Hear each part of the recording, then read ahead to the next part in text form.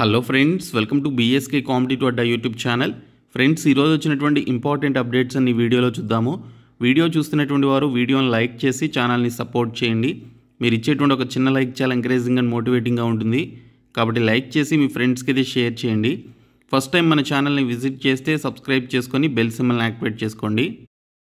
First update వచ్చేసి పోస్టుల భర్తీకి చీకటి జీవోలు అని చెప్పేసి ఇచ్చారు. వర్సిటీల్లో 3000 ఖాళీల భర్తీకి నేరుగా నోటిఫికేషన్లకు సిద్ధం.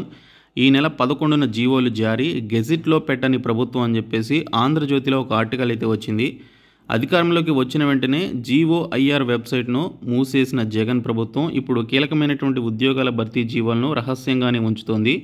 యూనివర్సిటీల్లో 3000కు పైగా పోస్టులను భర్తీ చేసేందుకు చర్యలు చేపట్టగా కీలకమైనటువంటి ఖాళీల జీవోలను బయటపెట్టకుండా నేరుగా యూనివర్సిటీలకు పంపించింది. ఆ జీవోలు ఎవరికి ఇవ్వకుండా సోమవారం ఒకేసారి నోటిఫికేషన్లు జారీ చేయాలని యూనివర్సిటీల వీసీలు అధికారులను ఆదేశించినట్లు తెలిసింది. వర్సిటీల్లో పోస్టులు సుదీర్ఘకాలంగా ఖాళీగా ఉన్నాయి. ఎన్నో అడ్డంకుల తర్వాత ఇప్పుడు ఎట్టకేలకు పోస్టుల భర్తీ ప్రక్రియ ప్రారంభమైంది. అంత ప్రాధాన్యత ఉన్నటువంటి 1000 పోస్టుల భర్తీకి సంబంధించినటువంటి జీవోలను ఉన్నత విద్యాశాఖ ఎందుకు రహస్యంగా ఉంచుతోంది, నిరుద్యోగులకు వివరాలు ఎందుకు తెలియకుండా చేస్తోందనేటువంటి దానిపై విద్యాశాఖ వర్గాల్లో అనుమానాలు తలెత్తుతున్నాయని చెప్పేసి ఇక్కడ డీటెయిల్స్లో ఇచ్చారు. సో దీనికి సంబంధించి ఈ నెల 11వ తేదీన జీవోలు అయితే జారీ చేశారు. ఇంతకాలం సాగదీస్తూ అని చెప్పేసి కూడా మెన్షన్ చేయడం జరిగింది. వర్సిటీల్లో ఖాళీగా ఉన్నటువంటి 3280 పోస్టులను భర్తీ చేయబోతున్నట్లు 2 నెలల కిందటే ప్రభుత్వం ప్రకటించింది. ఆగస్టు 3న సీఎం జగన్ వద్ద జరిగినటువంటి సమీక్షలో నోటిఫికేషన్ల షెడ్యూల్ను సీఎంఓ ద్వారా ప్రకటించింది.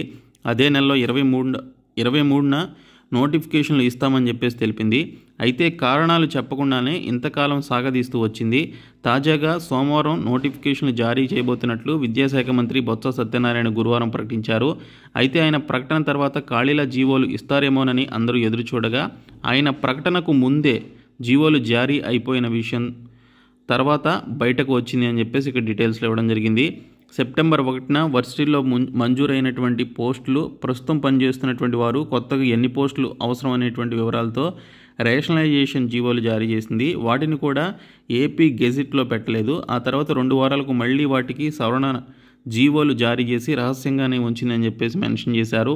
సవరణ జీవోల్లో ఆయా యూనివర్సిటీల్లో డిపార్ట్మెంట్ల వారీగా వివరాలను తెలిపింది.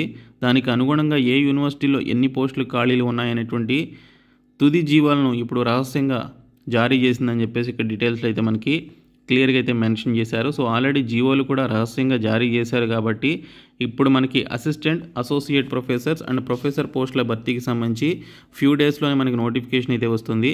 సో మనకి అక్టోబర్ 16న నోటిఫికేషన్ రిలీజ్ చేస్తామని చెప్పేసి బొత్స సత్యనారాయణ గారు అన్నారు. సో దీనికి సంబంధించి నోటిఫికేషన్స్ ఆ రోజు రిలీజ్ చేస్తారా లేదనేది చూడాల్సి ఉంది. సో ఇక్కడ మనకి అసోసియేట్ ప్రొఫెసర్ పోస్టులకి సంబంధించి వర్సిటీలు నేరుగా ఇంటర్వ్యూలు నిర్వహిస్తాయి. ఇప్పటికే కాంట్రాక్ట్పై పనిచేస్తున్నటువంటి అధ్యాపకులకు మాత్రం సంవత్సరానికి 1 చొప్పున గరిష్టంగా 10 మార్కుల వెయిటేజీ ఉన్నారని చెప్పేసి ఇక్కడ డీటెయిల్స్లో అయితే ఇచ్చారు. మరొక అప్డేట్ వచ్చేసి ప్రభుత్వ కారుణ్యం అని చెప్పేసి మెన్షన్ చేయడం జరిగింది.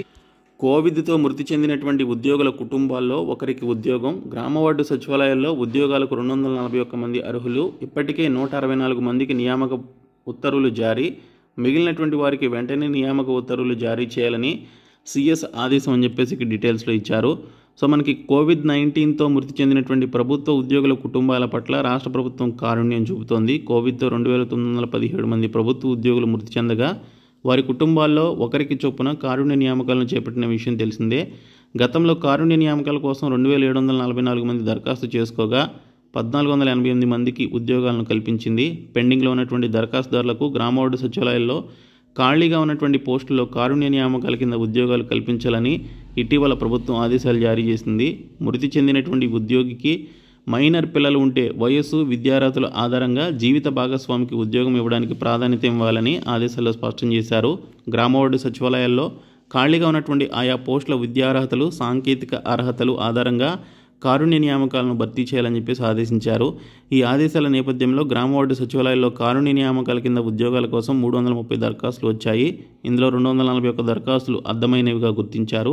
వీటిలో ఇప్పటి వరకు జిల్లాల వారీగా 164 మందికి ఉద్యోగ నియామక పత్రాలు, ఉత్తర్వులను జారీ చేశారు. మిగతా 77 మంది అర్హత గల కుటుంబాల్లోని వారికి కూడా వెంటనే ఉద్యోగ నియామక ఉత్తర్వులు జారీ చేయాల్సిందిగా రాష్ట్ర ప్రభుత్వ ప్రధాన కార్యదర్శి ఇటీవల నిర్వహించినటువంటి వీడియో కాన్ఫరెన్స్లో కలెక్టర్లను ఆదేశించారు. సో ఉద్యోగ నియామక ఉత్తర్వులు జారీ చేయడంతో పాటు అందరూ ఉద్యోగాల్లో చేరిన నివేదికను ప్రభుత్వానికి సమర్పించాల్సిందిగా సీఎస్ ఆదేశించారని చెప్పేసి ఇక్కడ ఇన్ఫర్మేషన్ ఇచ్చారు. అలాగే మనకి ఈ నెల 17వ తేదీన పోరంకిలో, విజయవాడలో ఉన్నటువంటి పోరంకిలో జాబ్ మేళా అయితే నిర్వహిస్తున్నారు. ఉమ్మడి కృష్ణా జిల్లాలోని నిరుద్యోగ యువతకు ప్రైవేట్ కంపెనీలో ఉద్యోగాలు కల్పించేందుకు ఈ నెల 17వ తేదీన పోరంకిలోని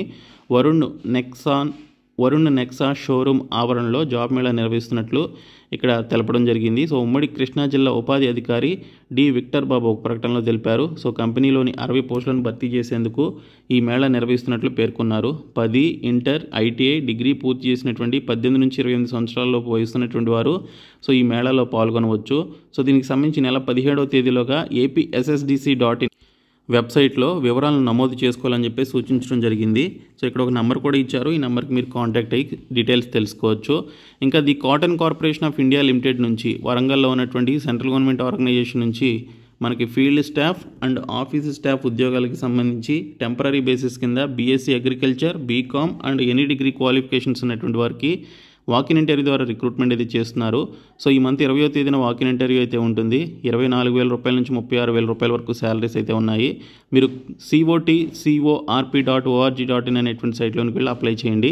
ఇంకా ICAR అనేటువంటి ఒక వ్యవసాయ శాఖకు సంబంధించిన డైరెక్టరేట్ ఆఫ్ పౌల్ట్రీ రీసెర్చ్ నుంచి వాకిన్ ఇంటర్వ్యూ ద్వారా పోస్టులను భర్తీ చేస్తున్నారు. యంగ్ ప్రొఫెషనల్ 1కి సంబంధించిన ఈ పోస్టులకి తాత్కాలిక బేసిస్ కింద ఈ నెల 31వ తేదీన వాకిన్ ఇంటర్వ్యూ అయితే ఉంది. మీరు pd.on.poultry.org అనేటువంటి సైట్లోనికి వెళ్ళి మీరు ఈ రిక్రూట్మెంట్కి సంబంధించిన అప్లికేషన్స్ అండ్ నోటిఫికేషన్ డౌన్లోడ్ చేసుకుని వాకిన్ ఇంటర్వ్యూకి అటెండ్ అవ్వండి.